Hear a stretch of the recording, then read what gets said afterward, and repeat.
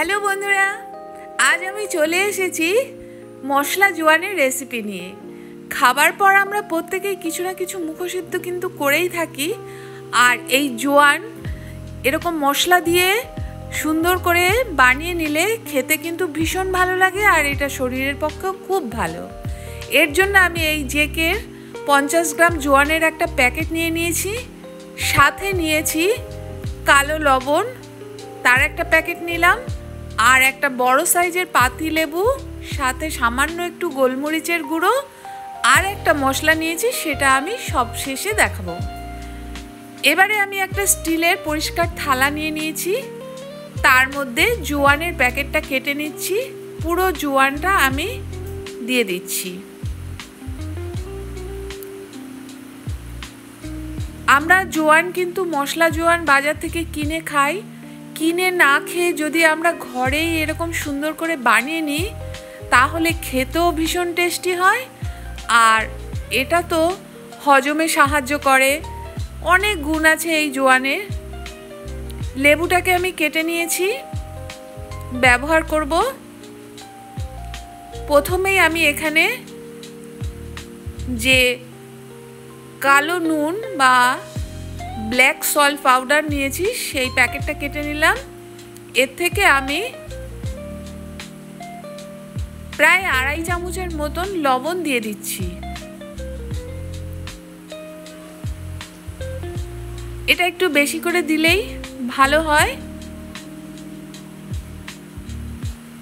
আমি 2.5 চামচ দিয়ে দিলাম।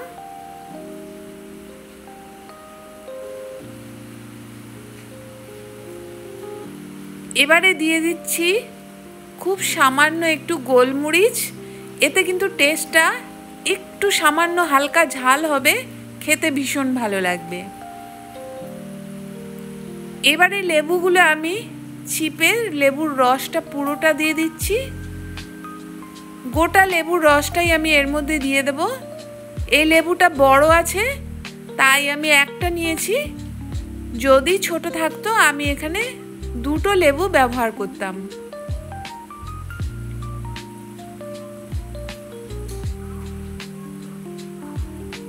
ঘরে এরকম বানিয়ে নিলে এটা কিন্তু ভীষণই সুন্দর হয়, খেতেও ভীষণ টেস্টি হয়।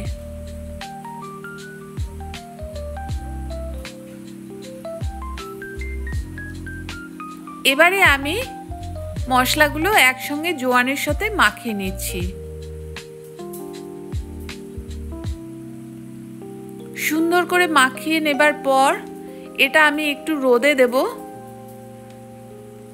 তার আগে ভালো করে মেখে নিচ্ছি।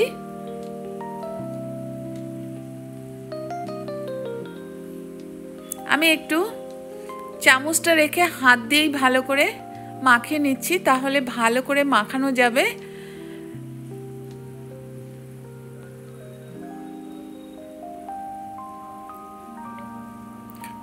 সুন্দর করে হাত দিয়ে এবারে আমি একটু মেখে নিচ্ছি। দেখো সব মশলাগুলোই কিন্তু মিশে গেছে জোয়ানটার সাথে। এবারে আমি একটু থালার মধ্যে ছড়িয়ে দিয়ে আমি নিয়ে যাচ্ছি একটু ছাদে রোদ দিতে। ছাদে গিয়ে এই রোদের মধ্যে আমি এই থালাটা রেখে দিলাম। সারাদিন আমি রোদেই রেখে দিয়েছিলাম। সারাদিন পর আমি বিকেলবেলা গিয়ে দেখো কতটা সুন্দর ঝরঝরে হয়ে গেছে, শুকিয়ে সুন্দর হয়ে গেছে। এবারে আমি এটা নিয়ে চলে যাচ্ছি। গ্যাসে একটা ফ্রাই প্যান বসিয়ে নিয়েছি।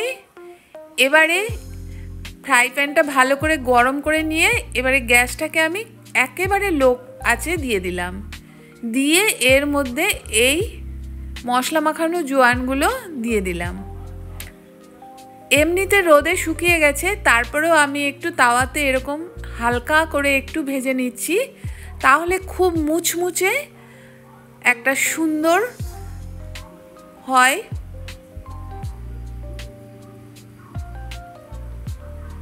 হালকা হাতে সুন্দর করে একটু ভেজে নিচ্ছি, খুব বেশি সময় ধরে নয়, 5 মিনিটের মতন আমি এভাবে ভেজে নিচ্ছি। গ্যাসের আঁচটা কিন্তু একদম লোতে দেয়া আছে।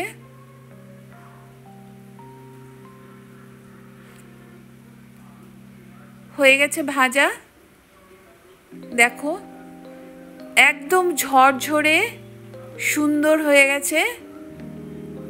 দেখো কতটা মুচমুচে হয়েছে। শেষে আমি এর মধ্যে একটু পান মশলা দিয়ে দিচ্ছি। এই পান মশলাটা দেওয়ার ফলে এটা একটা সুন্দর টেস্ট হবে আর একটা মিষ্টি গন্ধ হবে এর মধ্যে, খেতে ভীষণ ভালো লাগবে। রোজ খাবার পর আমরা যদি অল্প করে এটা খাই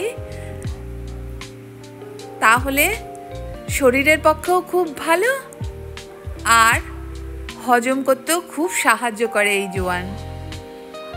এইভাবে মশলা দিয়ে জোয়ানকে রেডি করে রেখে দিলে অনেক দিন অবধি এটা থাকে, ভালো থাকে। এই মশলাটা দেওয়ার পর আরও আমি 1 মিনিটের মতন একটু নাড়িয়ে নিলাম। এবারে আমি গ্যাসের আঁচটা বন্ধ করে দিচ্ছি। হয়ে গেছে একদম রেডি। আমি এটা ঠান্ডা হতে দেব। ঠান্ডা হয়ে যাবার পর আমি একটা কন্টেনার নিয়ে নিয়েছি, এর মধ্যে আমি এটা ঢেলে নিচ্ছি। এই কন্টেনারে বা যে কোনো কাঁচের শিশিতে হোক ঢেলে রেখে দিলে বহুদিন চলে। এরকম বেশি করে যদি আমরা বানিয়ে স্টোর করে রেখে দিই তাহলে কিন্তু অনেক দিন থাকবে।